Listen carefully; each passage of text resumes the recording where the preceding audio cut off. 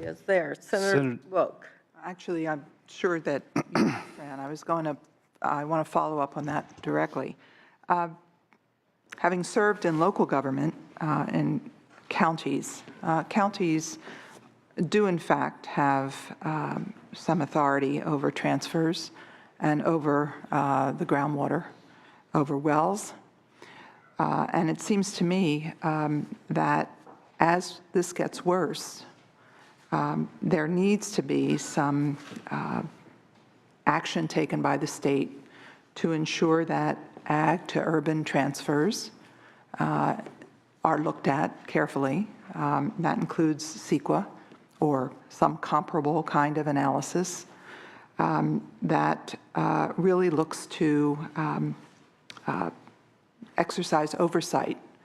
And you mentioned working with ACWA. Well, ACWA is kind of like the League of Cities. It's the variety of agencies and districts doesn't necessarily lead to some kind of consensus or approach that may be very regulatory, and you may have to look at it. In particular with respect to transfers, the potential, as this gets worse, the potential for exploitation is there. And I think that needs to be looked at, should be looked at now. And this issue of overdraft, which is really frightening because it will make every other problem in the south part of the Central Valley worse, as well as the ability of the state to handle the communities that are really going to become more and more desperate. So I think there are powers that could be exercised as these things get worse, and many of them are county-based, and I think that conversation needs to happen. Going to urban, that's just a comment, you know. The urban conservation issue, setting aside the urban efforts, which you have really come forward with, the administration has, setting aside the agricultural responsibility for the moment in the sector, what about the commercial sector of the economy or the industrial sector? There hasn't been much discussion about that other than a recent newspaper story which talked about the bottling of water by Stanislaus County. There are probably other examples throughout California. That was the one that was in the newspaper. What are we going to do about that sector, the commercial or industrial sector, again, assuming this gets worse? And they don't have lawn. And they don't have lawns. Well, many of them do have lawns, actually, and we've suggested that people start there. The way the regulations are set, it leaves it to the local community, the local agency to figure out the mix, because every community has a very different mix of commercial, industrial, and institutional.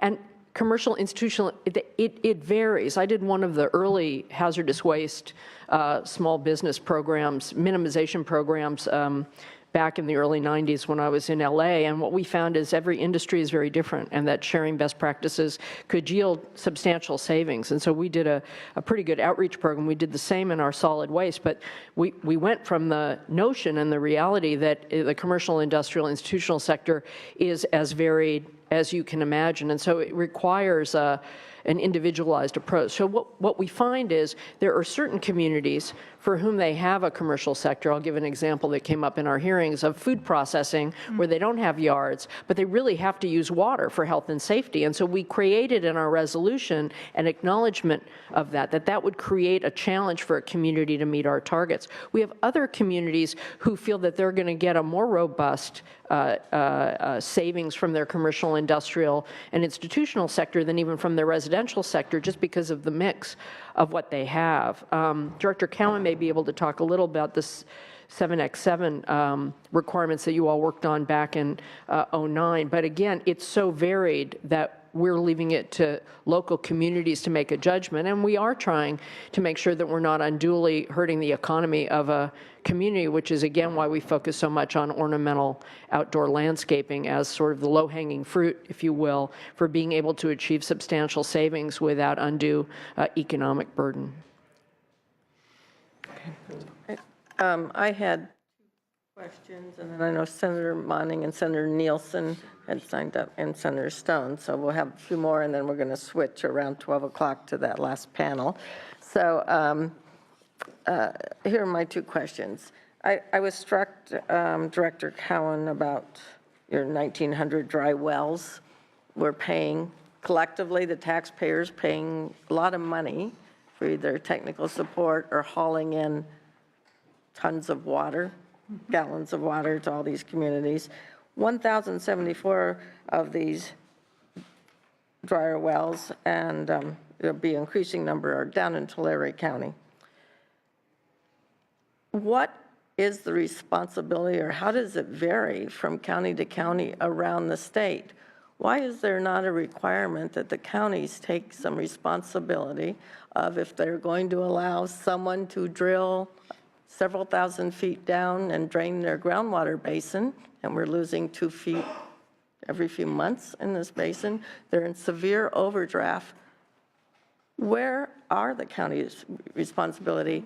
Should we be mandating or pushing a pause button on digging deeper and deeper wells when you know they're already severely overdrafted? I know it has consequences, but should the rest of the state be paying for counties that can't or won't manage their water supplies? I think this is a real issue and a real problem, and it sort of goes to what you were sort of mentioning briefly about what can we do to accelerate rolling out the groundwater management program, as well as making sure everyone has meters, because we can't manage what we don't measure.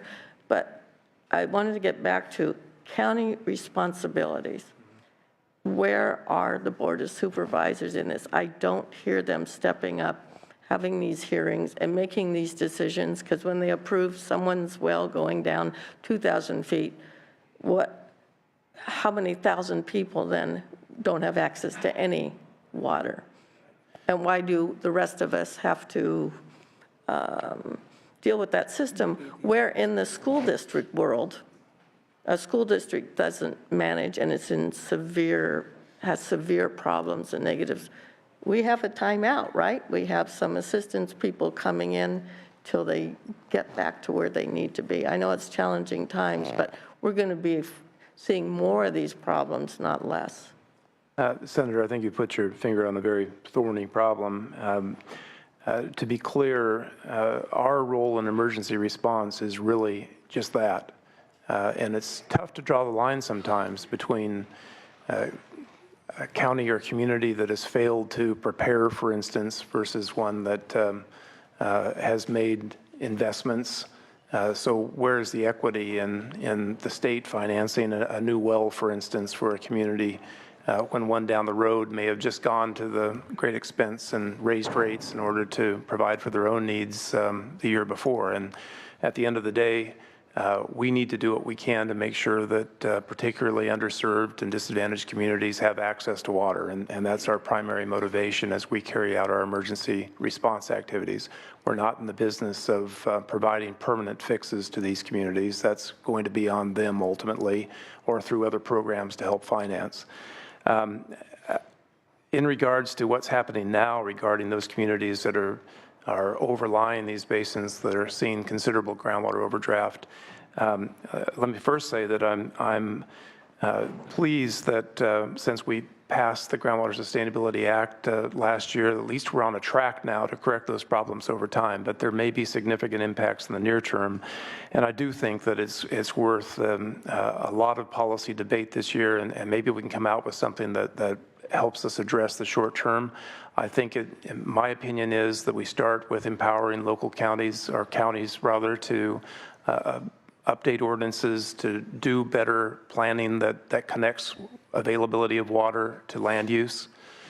Stanislaus County has passed an ordinance this year that will protect against new wells in areas that haven't seen that kind of production well installation before.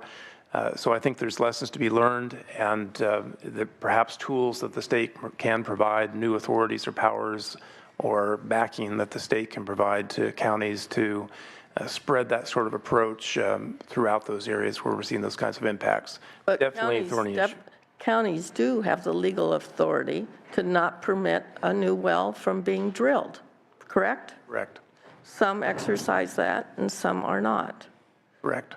And the rest of us are having to protect disadvantaged communities and spending a lot of money, I'm sure more coming out in the May revise, for those who Right. can't or won't. So I think the real policy question that we all will be facing is, given the need to slow down the impacts of overpumping in the near term, do we best do that through restrictions from the state applied to counties, or through incentives, through financing, or some combination thereof? Might be a combination thereof, and I'm all for rewarding good behavior and people that want to accelerate their groundwater management plans. Some have formed their agencies, they're ready to go. We have a couple of years. The Groundwater Sustainability Act is a 20-year plan, as you know. I'm seeing repeated behaviors in the race to the bottom on the well drilling with large corporate agricultural interests primarily, really negatively affecting the well-being of small farmers and disadvantaged communities in the state, and the fish. Won't And I forget the would fish. say that, this is has been a long-term problem, and it's this severe drought that has shined a light on it. That's right. Senator, if I might, in the spirit of how to race to the top and a comment about transfers as a former water lawyer, it may be possible, in a policy sense, my personal view, to think about how to incent a dialogue which doesn't often occur, but if we continue to rely on transfers, is likely going to occur more in a 5th, 6th, 7th year of drought. All water must be put to beneficial use. So a race to the top could be how many different beneficial uses can you achieve with one single drop of water? And often in the transfer world, there is a dialogue around schedule where you can find the delivery time of water can achieve more beneficial uses than just one. We had an experience with Glen-Colusa Irrigation District and folks in the Upper Sacramento. They're willing to take their deliveries a little bit later, end of summer, early fall, which is when we have the greatest concern about water temperature thresholds. So running water later in the summer allows us to manage temperature a little bit better, but also allows them to actively participate in the market and also move water for consumptive use and rice later in the year. So a dialogue about multiple beneficial uses may be the best policy step forward in the sense of a 5th year drought or 6th year drought. Senator Monning, we have an interesting complement of members here. We have the, Southern Californians. We have 2 from the Central Coast who don't get a drop from the state water projects, who are thirsty. No, who have done amazing things, and the rest of us haven't really even gone that far as they are. So, Senator Monning, what's going on in the Monterey area? Thank you. Appreciate that. So I have a preliminary question for Director Bonham. Thousands have lived without love, but not one without water. I didn't catch the attribution for that. Auden, thank you. And now maybe for Chair Marcus or for anyone on the panel. So first, I just want to start by applauding the administration for taking the action that is taken. I think we in the legislature have also moved recognizing the emergency and the disparate impacts to different communities. And I think it is important to recognize the hits, particularly in the Central Valley, and without pointing any fingers of blame as to why it's reached that crisis level there so quickly. But part of the $1.1 billion that we voted in March as a combination of Prop 1 and I believe 1A, flood control, it's not going to recycling or stormwater capture. It's going to bottled water and food banks to feed unemployed farm workers and for the water needs. And so that just, to me, underscores the gravity of the crisis, that while our drought makes headlines, I think we've underreported the gravity of the crisis in some communities. And I'm also want to underscore that there is no one single fix, and that we are all in this together, and that finger pointing from urban areas to ag or from ag to urban areas, that doesn't get us anywhere. And what does get us, I think one thing that was helpful, Chair Marcus, was that we're all living in kind of different water basins, water systems, and it's in our self-interest to conserve wherever we are. Right. That said, representing Monterey Peninsula, Santa Cruz, where we've faced for years the challenge of overdrafted riparian systems and groundwater systems. In the Monterey Peninsula now, we're at 55 gallons per person per day. So I need help answering those, particularly hospitality folks who are the second largest employer in my region. And when they shut hotel rooms, then there's not farm workers, but hospitality workers who are going to access food banks to feed their children. So we're at 55 gallons per day. The schedule of 8% reduction for those that have conserved the most, up to 36% for those that have not conserved efficiently. You do the math, a district where users are using 350 gallons per person per day, and you impose a 36% decrease, that's going to bring them down to 224 gallons per person per day. So how do I answer the folks who are at 55 gallons per day, ask to reduce by 8%, when those reducing by 36% are still going to be using 4 times per day the average that the people I represent have conserved to, by drought-resistant planting, by buckets in the showers, flushing our toilets with shower capture. I mean, we've been doing that for years, and we've stepped up in these last years of drought, but how do I respond? No, thank you. So I'm just smiling at you because fairness is always in the eye of the beholder, and you just put very concisely what we were trying to say back to those people who felt somehow that we were overburdening them by having a 36% or a 32 or a 28% target, which is based very much on a reality of their per capita use. And I think the judgment there was just exactly what you said, which is that the communities who were at the lowest have been doing it for a long time. They didn't go 0 to 60 in 1 year. And so the question is, what can you realistically do in the course of a situation where we need to get that conservation right now? In the summer months where it's so high. And so we were finding that sweet spot of the doable as well as what's fair. But the notion of fairness is one that, I was a camp counselor for many years. We don't let go of 7-year-olds are particularly, I think, the most intense on that, but we never let it go. I think that's something that's incredibly important. And trying to explain to folks that the Rome wasn't built in a day issue is important. And also, I think that many of the communities that are at those low numbers, like on the Central Coast, like San Francisco, like LA is more than that, but comparatively is very low. San Diego is very low because they saw the reality of where they were and they've lived through droughts, or they can see their reservoir looking perilous. And I think, I guess what we're saying is that everybody should view their reservoir, whether above ground or below ground, as imperiled if we think about a multi-year drought. So I guess what I would say is just that Rome wasn't built in a day. And once people get into that conservation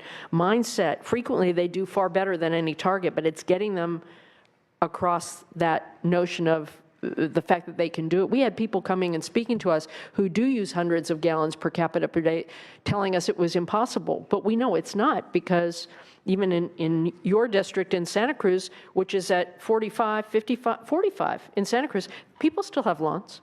It's not a question of changing lifestyle. And as we move forward, I think there's the conservation efforts. I think we also need to explore ways to incentivize better recycling in residential use, and there's permitting issues and there's public health issues. I'd like to hear, not necessarily from this panel, but as we move forward, just as we did with solar, how can we incentivize cistern systems, recycling, reuse, Gray water. gray water in irrigation, et cetera. I think that would be great for Yeah. the next And- panel. And just let me close by echoing what Chair Pavley said. First, I want to acknowledge and applaud her efforts of moving us towards the groundwater sustainability, but it's a long-term effort. And in the short term, I just want to underscore, we live in a system that is based on water title rights and kind of free market enterprise within that. But there's a collective and shared pain when just because somebody can afford to drill down and build that new well, if it has an adverse impact on the neighbors, then it does become a shared responsibility that in essence, those who can drill the fastest, the farthest are going to survive when it may be at the peril of their neighbors. And I just think as part of land use planning, if it's not happening at the county level as it should, then I think it is appropriate for us to explore ways that ideally incentivize, but are also able to penalize if we establish certain standards that the public good is being harmed by the advance of an individual pursuit of profit this quarter versus what's going to happen to the land over the next 10 years. So with that, thank you. Thank you very much for those questions. Senator Nielsen? Central Valley perspective. Well, actually, Central Valley and Sacramento Valley, Madam Chair. Yes. And Madam Chair, I have to take issue with your reference to my industry, agriculture. I think that's callous and uninformed of what agriculture has done and is doing. You refer to rich corporate agriculture. Well, I know a little bit more about that than you do. It is a mischaracterization and it is unfair. That said, there's been little discussion here about storage. The last drought that I farmed through in the 70s proved that we cannot conserve our way into the future for the generations. Hence, in Proposition 1 was $2.7 billion. It was represented to the voters by the governor and by members of the legislature. And it was clear the intent of those who negotiated that bond that there would be surface storage. 2 times in response to my inquiries and committee hearings here, Secretary Laird has responded that, yes, absolutely, that that's a part of it. What is the role that storage is to play in our future water in California? Maybe Chair Marcus, because that's one of your big responsibilities. Well, it's less my responsibility perhaps than the Water Commission or DWR, but storage is a critical part, both above ground and below ground. And I always say storage, storage, storage, storage, which is above ground, below ground, big and small. We need it everywhere we can get it in the face of the loss of snowpack. That's why it's a critical part of the Water Action Plan and the all of the above strategy that ranges from storage to conservation, recycling, stormwater capture, desal and appropriate, whatever it is, we need to do it all in order to deal with what's coming at us down the pike.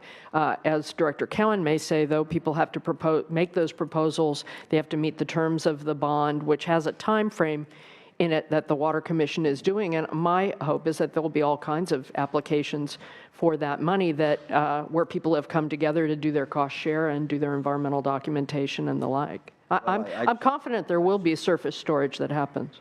Thank you. I should have referred to the commission, excuse me, because they are indeed the authority, and I mischaracterized that. But I appreciate your response. It's very on point, and it is the answer. We have to look at all options. That includes surface storage. Director Cowan.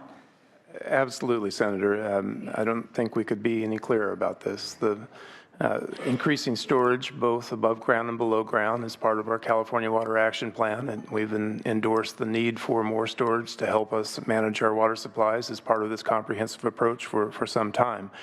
I've been on several panels with Water Commission Chairman Joe Byrne lately, who has been very articulate that the Commission has one role here, and that's to carry out the statute as passed by the legislature and approved by the voters, and that's what they intend to do. very rigorous standards for deciding who gets money, and a lot of work on local agencies to come up with good proposals that meet the criteria as defined in the statute. But surface storage is certainly an important part of the mix. I appreciate that. Now, let me ask regarding water rights, and that's a very critical area. And Chair Marcus, you've been particularly sensitive to it. The powers in this regard were accorded by last year's drought legislation, one of the bills. And what is the time when the compromising of the senior or even pre-1914 water rights extinguishes? Is it the end of the governor declaring an end of the drought and then there's no more taking of their water, those senior rights holders, or is there a time when that right then is restored in full? Well, the right has not been extinguished in any way. I mean, our directive has been to implement the water rights system as it stands, which includes curtailments. Water rights holders should understand that they're going to be cut off in order of their seniority, and that's just the way the system actually works. What we've done through our emergency authorities is to be able to implement the law as it's set forward and to get the information we need in order to be able to do that at a more precise level. The implementation of it is a supply and demand on a given water course, and we've been meeting seemingly around the clock with stakeholders who have better information about accretions, depletions, and I couldn't agree more with Director Cowan that making the water rights system work better, the one we have, involves a lot better information and more information. We have far less than the other Western states do to be able to implement. We're in much better shape this year than we were last year because we have better information, and actually because stakeholders have come together to help us come up with better ideas on how to assess and implement them. Our emergency authorities will go as long as the drought declaration goes, but it's about implementing the water rights system, not taking anything away. And just a point was just made about Glenn-Colusa, an area that I represent. And they've come to the table cooperatively, offered it up, some water, making compromises on their own. And that spirit does exist, and that's what we should build this on rather than the punitive police powers of the state. The last question then regarding those powers. In terms of the powers accorded for taking action against those who waste water, by any definition, I guess that's unclear, whatever that's going to mean, the enforcer will determine. But my question is, what is the due process right of any individual, a homeowner, a property owner, landowner, farmer, industrial user? What's the right of that individual in face of then a challenge and an imposition of a fine or a cease and desist order? What rights do they have? What due process rights? I think it depends on the mechanism, what type of regulation or what type of action, but there's always the ability to have a hearing either in front of the board or in front of an agency or their local agency. It's one of those things where there's always a chance to have a hearing and an appeal of whatever. But we have a variety of tools that we're using. We're using information orders. They have a certain sanction. If we get to a cease and desist order, there's a higher penalty that you all have authorized for us and the governor has authorized for us. We're hoping to not use those because we're hoping to get compliance.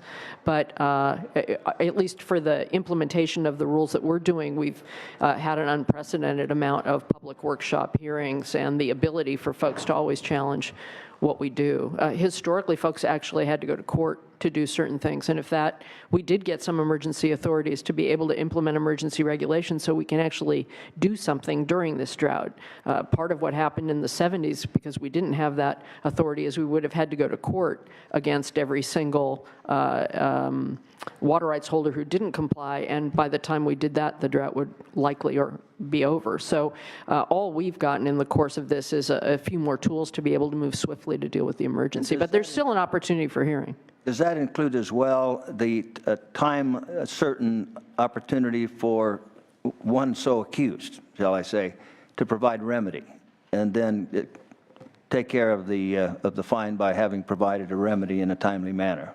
Well, we tend to not even use fines if people are complying in a timely manner. I think there's been a lot of, this is one of those arenas where in the media people tend to focus on fines when the goal is not a fine. The goal is to get collective compliance on whatever the given thing is, and we always do it in a progressive way through conversation first, education, and eventually we might move to fines for total disregard of what it is we've asked folks to do. But really, that's the last thing you use in any progressive enforcement scheme. It has to be there because there's always some people who are motivated by the fear of a fine. But by and large, I think most people want to comply with what's asked of them in a community setting, whether regulatory or otherwise, but sometimes they just need some help to get there.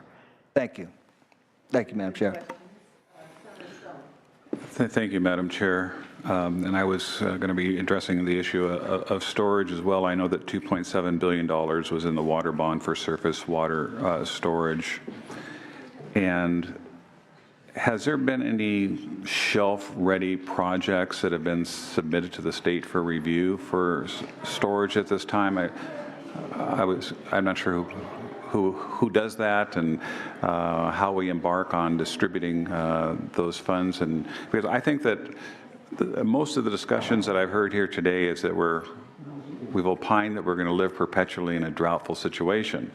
I'd like to be optimistic and say that I don't think we're going to get out of the woods anytime soon, but my hope is that we do build some storage, and my hope is that we also look at the success of desalinization, as we have a very large coastline with a lot of water. We have a Carlsbad plant that's about ready to come online, delivering millions of gallons of potable water after a 15-year process to finally get it operational.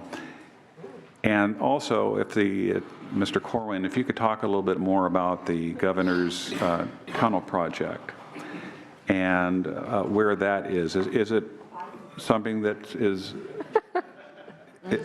Letting the record reflect. I didn't bring it up. Right. I want to know about a tunnel project that the governor has been talking about. Is that something that is designed, or is that something that's in a conceptual phase? And then lastly, the governor has some extraordinary powers during emergency situations. Or remember during the Northridge quake, I think it was Governor Wilson that waived environmental review of building the overpasses on the 10 freeway that fell. And miraculously, we got those interchanges built in like 90 days, which normally would take 2 to 3 years probably to build.